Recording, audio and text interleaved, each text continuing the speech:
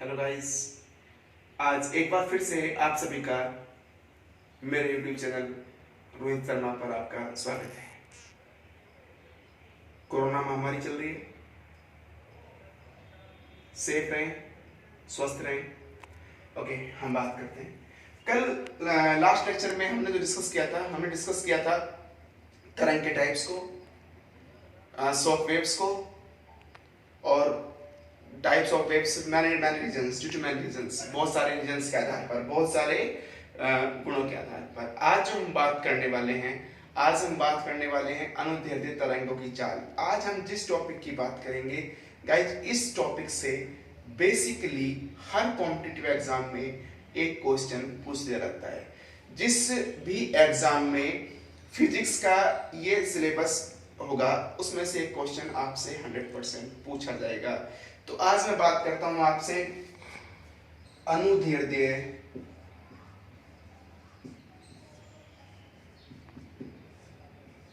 तरंग की चाल।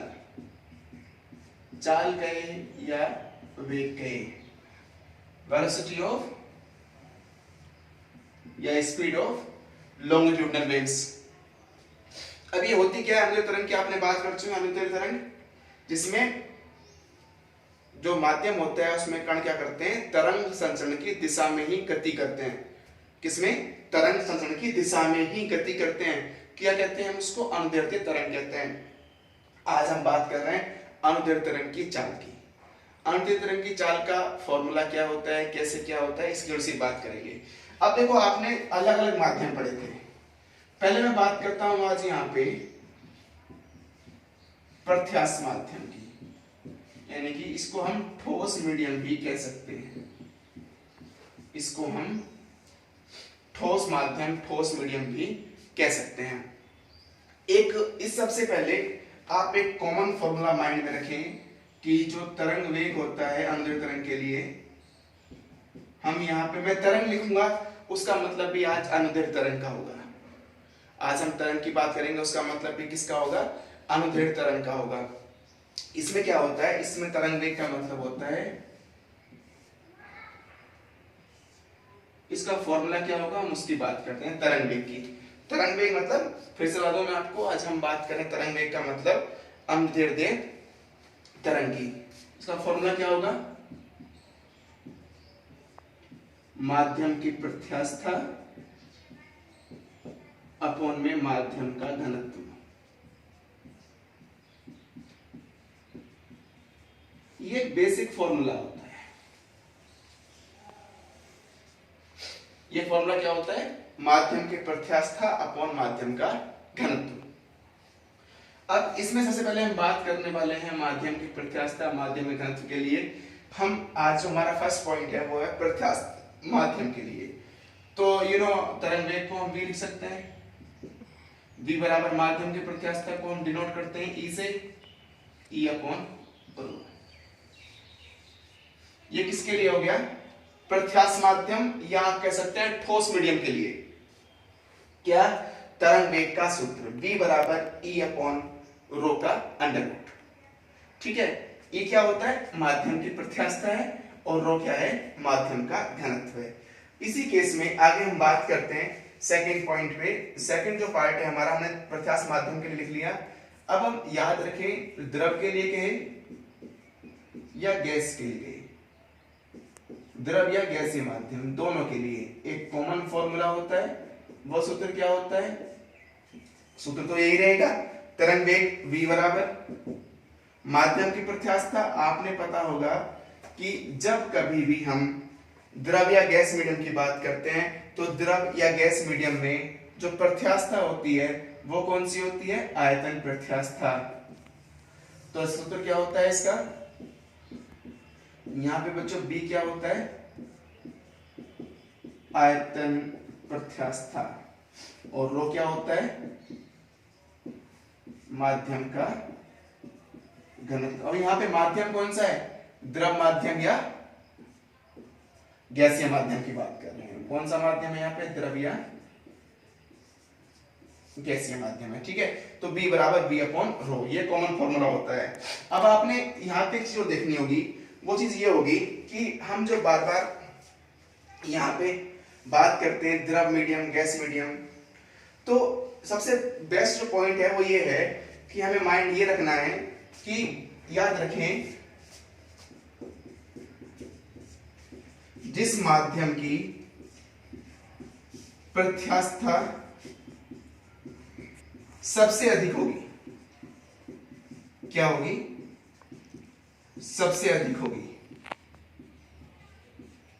उसमें उतनी ही तेज साउंड आएगी। ठीक है, उसमें उतनी ही तीव्र ध्वनि होगी, ये अपने को ध्यान रखना है। ठीक है, यानी कि जिस मीडियम में प्रत्यास्थता इलास्टिसिटी ज्यादा होगी उस माध्यम में उतनी ही तीव्र ध्वनि होगी, यानी कि साउंड जो होगा वो उतना ही फास्ट होगा। अब आपको एक इजीली कंसेप्ट पता होगा कि जो सबसे ज्यादा इलास्टिसिटी होती है या आप कह सकते हैं सबसे ज्यादा प्रत्यास्थ कौन सा मीडियम होता है? दृढ़ माध्यम जो होता है अपना ठोस होता है। तो हम कहेंगे कि हमारे पास में जो ठोस मीडियम है, ठोस मीडियम क्या होता है? सबसे ज्यादा इलास्टिक होता है। इसके बाद में कौन सा होता है? ठोस के बाद में हमारे पास में आता है द्रव और फिर गैस। ठीक है, इस तरह से तीन मीडियम होते हैं, ठोस, द्रव, गैस, सॉलिड, लिक्विड, गैस। तो इसमें अपने को ध्यान ये रखना है जो ठोस मीडियम है, इस ठोस मीडियम में जो इलास्टिसिटी है वो क्या है? सबसे ज्यादा होती है। इसके बाद में द्रव की होती है और फिर गैस की होती है। ठीक है, तो जो ठोस मीडियम है इसकी इलास्टिसिटी सबसे ज्यादा है, तो साउंड भी क्या होगी? इसकी सबसे मैक्सिमम होगी। V solid, V liquid and then V gas. ये आपने ध्यान रखना है। अगर आपसे वो क्वेश्चन पूछता है कि ठोस माध्यम में ध्वनि की साउंड सबसे तीव्र होती है, क्यों? क्योंकि ठोस माध्यम सबसे ज्यादा प्रत्यास्थ होता है। क्या होता है? ठोस माध्यम सबसे ज्यादा प्रत्यास्थ होता है। ठीक है, जो मीडियम जितना प्रत्यास्थ होगा उस मीडियम की साउंड उतनी ही अधिक होगी। पहला कंसेप्ट। एक कंसेप्ट होता है हम कह सकते हैं ठोस की सतह के लिए फॉर्मूला। अभी तक हमने केवल ठोस की बात की है, द्रव गैस मीडियम के फॉर्मूले की बात की है। सॉरी, यहाँ जो बी लिखा है ये आयतन प्रत्यास्थता गुणांक होता है, इसको आप इंग्लिश में बुल्क मॉडुलस भी बोलते हैं। ठीक है, रो मीडियम की डेंसिटी होती है, कोई मैटर नहीं है। जो हम थर्ड कंसेप्ट की बात करने वाले हैं उसमें क्या है? ये है ठोस की सतह के लिए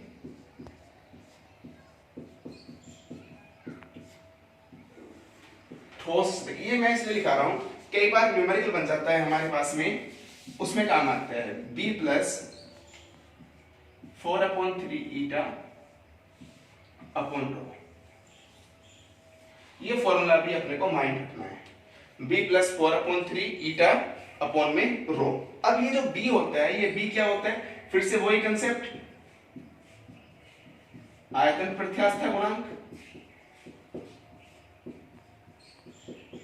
ये ईटा क्या होता है? दृढ़ता गुणांक। और रो आपके पास में डेंसिटी, जिसको आप घनत्व कहते हो किसका? मीडियम का। ये ठोस के सरफेस के लिए। जब कभी भी हमसे ठोस की बात करेगा सतह के लिए, एक नाम और होता है इसका ब्रथ ठोस, यानी कि बाह्यतम ठोस की बात करेगा। तो उस केस में फॉर्मूला क्या होगा? b plus 4/3 eta upon rho. ये आपने ध्यान रखना है। ठीक है, तो अभी तक हमने केवल किन की बात की है? अभी तक हमने सॉलिड, लिक्विड, गैस और ठोस के बाह्यतम कोश, ब्रथ ठोस की बात की है, जो फॉर्मूला होता है।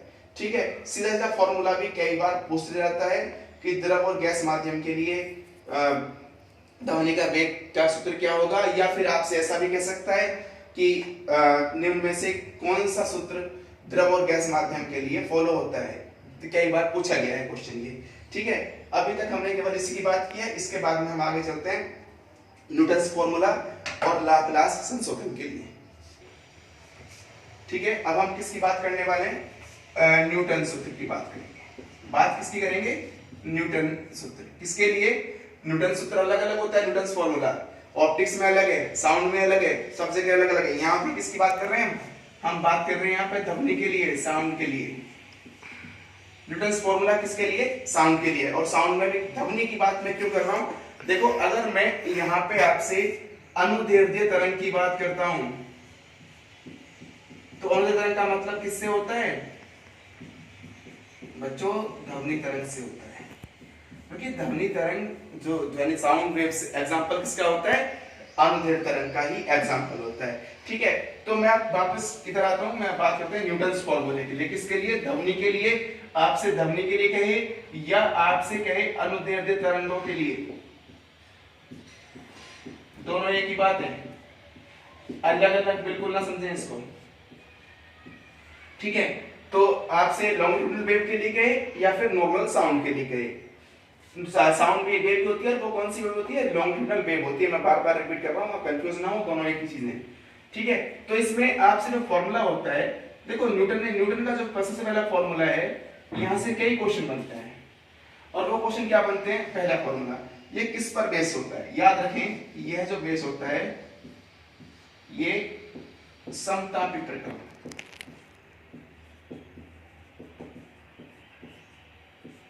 पर आधारित होता है। समतापी प्रक्रम पर आधारित होने का मतलब है आपसे पूछता है कि न्यूटन का फॉर्मूला निम्न में से किस प्रक्रम पर आधारित है, किस मेथड पर, किस सिस्टम पर बेस्ड है? तो समतापी पर बेस्ड होता है। अब समतापी पर बेस्ड होने का मतलब है कि इसमें क्या होगा, आप समझने इतना लिख नहीं पाऊंगा मैं, कि इसमें विरलन और संपीड़न इतने शीघ्र होते हैं। विरलन और संपीड़न इतने शीघ्र का मतलब बहुत फास्ट होते हैं। इसमें क्या होता है कि जो विरलन होता है उसकी जो ऊर्जा स्थानांतरण है उसके स्पेस से संपीड़न आ जाएगा और संपीड़न के स्पेस पे आपका विरलन आ जाएगा। तो समता एक प्रक्रम पर आधारित होता है। इसमें क्या होता है? टेम्परेचर कांस्टेंट होता है।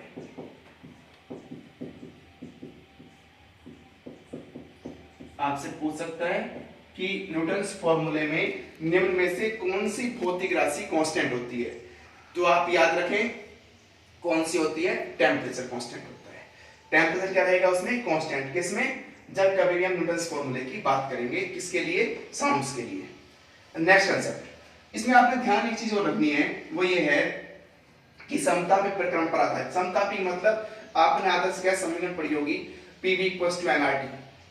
PV = nRT का मतलब होता है कि अगर अपना इसमें ये बोलता है कि टेम्परेचर कांस्टेंट है तो PV = कांस्टेंट, तो हमारे पास में जो हमारा प्रत्यास्था गुणांक हम वैल्यू निकालते हैं, वहां से अपन डेरिवेशन नहीं करेंगे, PV = RT से हम वैल्यू निकालते हैं, तो हमारे पास में जो मॉडुलस होता है, हमारे पास में इलास्टिसिटी E की जो वैल्यू आती है वो किसके बराबर आती है?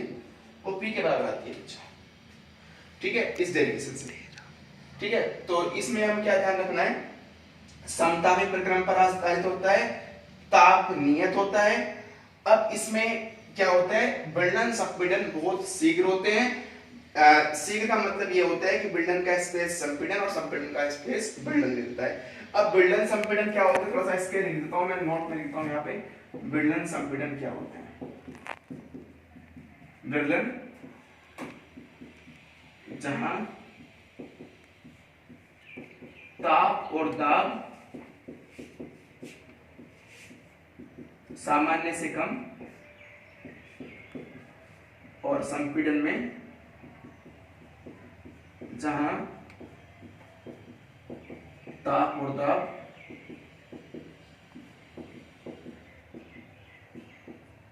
सामान्य से अधिक होता है। अब इस न्यूटन फॉर्मूले की बात करते हैं। न्यूटन फॉर्मूला क्या होता है? तो हमारे पास में साउंड का फॉर्मूला क्या होता है? B बराबर, आपने पढ़ा है अभी, E/ρ। ठीक है, प्रत्यास्थ माध्यम के लिए कोई सा भी मीडियम ले लो, मतलब अपने पास फॉर्मूला क्या होता है? B बराबर E/ρ।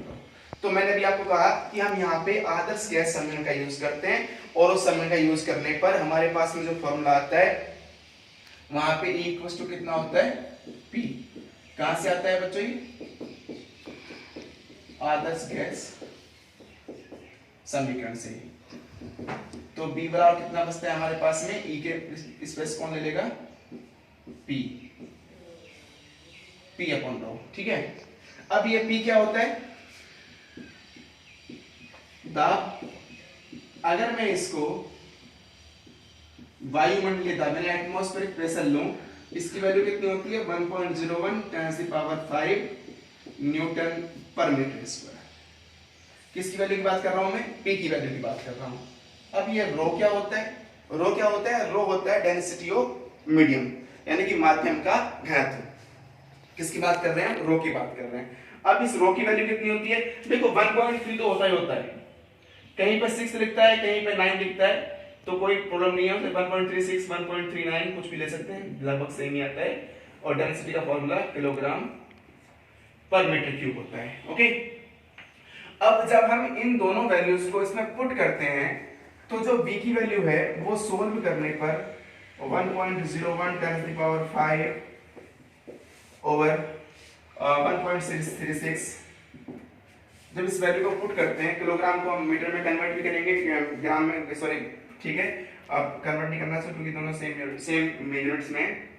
जब हम इसको सॉल्व करते हैं तो हमारे पास में जो वैल्यू आती है 1.01 10 की पावर 5, जब इन वैल्यूज को पुट करते हैं तो हमारे पास में 9 देखो, चलो ठीक है, तो हमारे पास में जो वैल्यू आती है साउंड की वो कितने थे? 280 मीटर पर सेकेंड।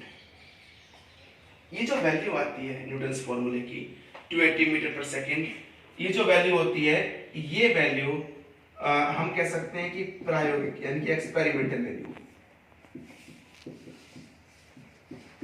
से मैच नहीं होती है।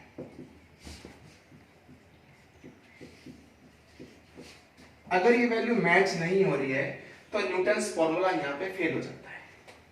और जब न्यूटन्स फॉर्मूला फेल हो जाएगा तो न्यूटन्स फॉर्मूला फेल होने का मतलब ये हुआ कि न्यूटन्स फॉर्मूला फेल होने का मतलब सीधा सा ये हुआ बच्चों कि अगर न्यूटन्स फॉर्मूला फेल है तो ये इस वैल्यू फॉर्मूले को आगे वैलिडिटी नहीं मिलेगी। ठीक है, अब अगर ये वैलिड नहीं है, ये फेल हो गया फॉर्मूला क्योंकि प्रायोगिक वैल्यू से मैच नहीं होता है, तो इसमें कुछ संशोधन की बात चली। ठीक है, ओके, तो अब हम किसकी बात करने वाले हैं? लाप्लास संशोधन की बात करने वाले हैं। लाप्लास संशोधन, ये लाप्लास संशोधन क्या है? अभी आपने बात की थी जो न्यूटन्स फॉर्मूला है, तो न्यूटन वैल्यू है वो कितनी आती है हमारे पास में? 280 मीटर पर सेकेंड, जबकि बच्चों एक्सपेरिमेंटली जो साउंड वेलोसिटी है वो कितनी होनी चाहिए? 332 मीटर पर सेकेंड या इसके आसपास आनी चाहिए। ठीक है, कितनी? 332 मीटर पर सेकेंड आनी चाहिए, लेकिन ये यहाँ पे क्या होता है? फेल हो जाता है न्यूटन्स फॉर्मूला। अब इसमें क्या करता है? लाप्लास एक संशोधन करता है, और लाप्लास संशोधन क्या करता है उसकी थोड़ी सी बात कर लेते हैं। लाप्लास ने कहा कि आप समतापी प्रक्रम की बात कर रहे हो न्यूटन जी, हम इसको क्यों ना हम दोषम संपीड़न लें। तो इसने क्या काम किया? इसने कहा रुदोषम संपीड़न, या कई बुक में यह भी लिखा हुआ है कि रुदोषम प्रक्रम पर आधारित।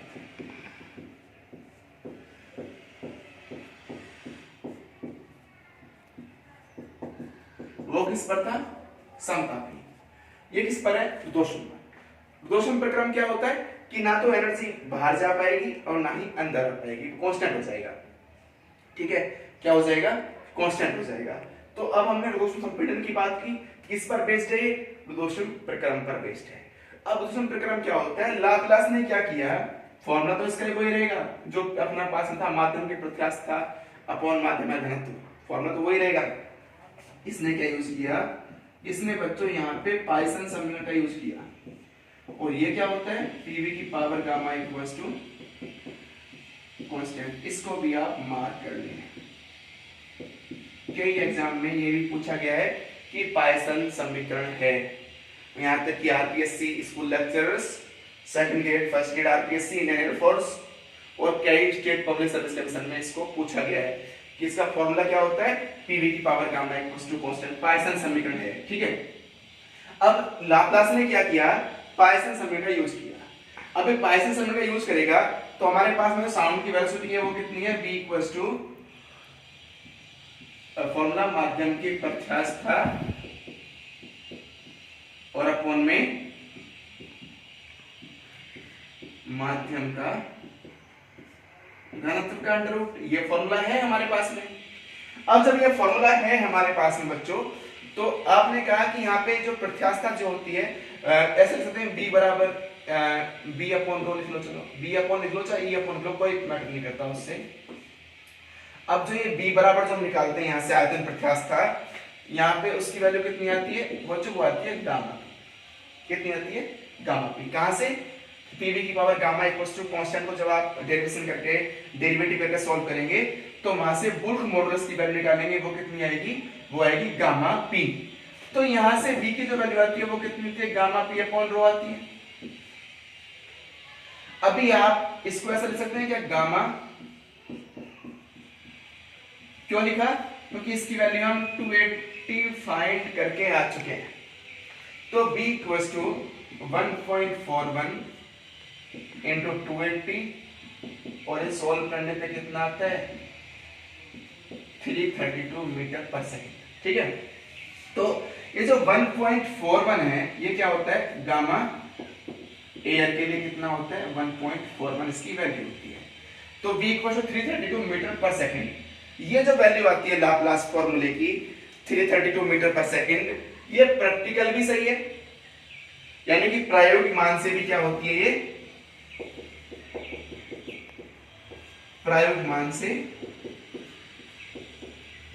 सहमति व्यक्त करती है। ठीक है, और अगर ये प्रैक्टिकल वैल्यू से सहमति व्यक्त करती है तो इसका मतलब ये फॉर्मूला अपने पास में बिल्कुल करेक्ट है, इस फॉर्मूले को वैलिडिटी दी गई। और आज हम कई जगह पढ़ते हैं, कई केस में पढ़ते हैं कि ध्वनि की चाल जो होती है वो कितनी होती है, हम 332 मीटर पर सेकंड ही यूज करते हैं। कितना यूज करते हैं, 332 मीटर पर सेकंड ही हम यूज करते हैं वैल्यू, और ये वही वैल्यू है। तो यहां तक आज जो हमने पढ़ा है, आज हमने अनुदिन की चाल की बात की, उसके बाद में न्यूटन्स फॉर्मूले की बात की, ठीक है, और लाप्लास फॉर्मूले की बात की, उसके अलावा बुल्क मॉडुलस की बात की। अलग अलग कंसेप्ट में हमने अलग अलग बात की, अलग अलग फॉर्मूलेस की बात की। अब यहां से जो आज तक केवल क्वेश्चन बनते हैं, 2-3 क्वेश्चन बनते हैं, वो क्वेश्चन ये होते तो पूछते हैं आपसे न्यूटन्स की वैल्यू कितनी होती है, न्यूटन सूत्र के अनुसार ध्वनि तरंगों की चाल का मान होता है तो 280 होता है। लाप्लास फॉर्मूला किस पर आधारित है, ये भी आपने ध्यान रखना है, रुदोशन पर आधारित है।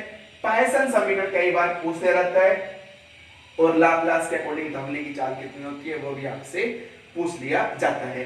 तो अभी तक हमने लाप्लास, न्यूटन, ध्वनि के बहुत सारे बेसिक्स फॉर्मूले की बात की। नेक्स्ट लेक्चर में हम जो बात करेंगे, हम बात करेंगे डिपेंडेंसी किस पे, कि जो ध्वनि की चाल है वो किन किन कारकों पर, किन किन सबस्टेंस पर, किन किन थिंग्स पर निर्भर करती है, जैसे ताप पर, दाब पर, द्रव्यमान पर, और बहुत सारे कॉन्सेप्ट हैं, आर्द्रता पर, ह्यूमिडिटी बोलते हैं उसको आप, है ना, और वेलोसिटी पर, इस तरीके से किस किस पर डिपेंड करती है, हम उनकी बात करेंगे नेक्स्ट लेक्चर में। तो गाइज कंटिन्यू बने रहें, आपका महत्वपूर्ण योगदान हमें मिल रहा है। इस तरीके से अगर आपको वीडियो पसंद आता है तो आशा करता हूँ आपको जरूर पसंद आएगा, और आप लाइक भी करेंगे और सब्सक्राइब भी करेंगे। नेक्स्ट लेक्चर का वेट करें, कल मैं नेक्स्ट लेक्चर लेके आऊंगा जिसमें हम इसके डिपेंडेंसी की बात करेंगे। Thank you guys.